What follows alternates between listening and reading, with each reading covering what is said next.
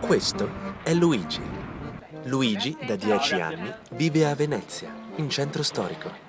Si dice città storica. E ormai si sente un vero veneziano. A Luigi piace passeggiare per la città e lamentarsi dei turisti, Ma non gavena a casa, sciò! per poi affittargli il suo secondo appartamento su Airbnb. 150, please. Thank you. Get lost in the city.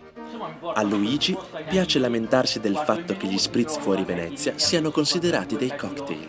Lo curacao e parafine, lo spritz. Lo spritz. A Milano lo paghi anche 10 euro. Me ne dai un altro al bitter? E quello al Campari.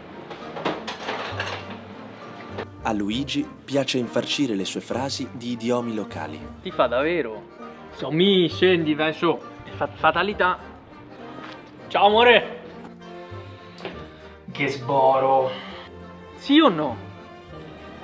Mi mordi. A Luigi non piacciono i nuovi negozi. Qui una volta c'era un cinema.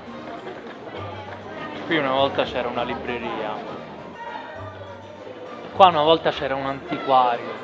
A Luigi non piacciono i viaggi lunghi. Sì, dai, aperitivo. Oro Benon, dove? Fino a Sant'Elena. A Luigi piace ascoltare la musica reggae. Quanta monache che sei a Biennale. A Luigi piace chiamare campagna tutto ciò che è fuori Venezia. No, sarà che a me piace proprio tanto la campagna, davvero tanto. Ma non sei andato a Parigi? Appunto.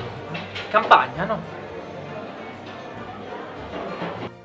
Per Luigi oggi è un giorno importante. Luigi si sente un vero veneziano e passeggia per le calli, assapora i profumi dei giardini segreti in primavera, si fa incantare dai bassorilievi dei palazzi storici. Luigi si sente così tanto veneziano che oggi ha deciso di trasferirsi a Mestre. Ma il mio cuore resta qui,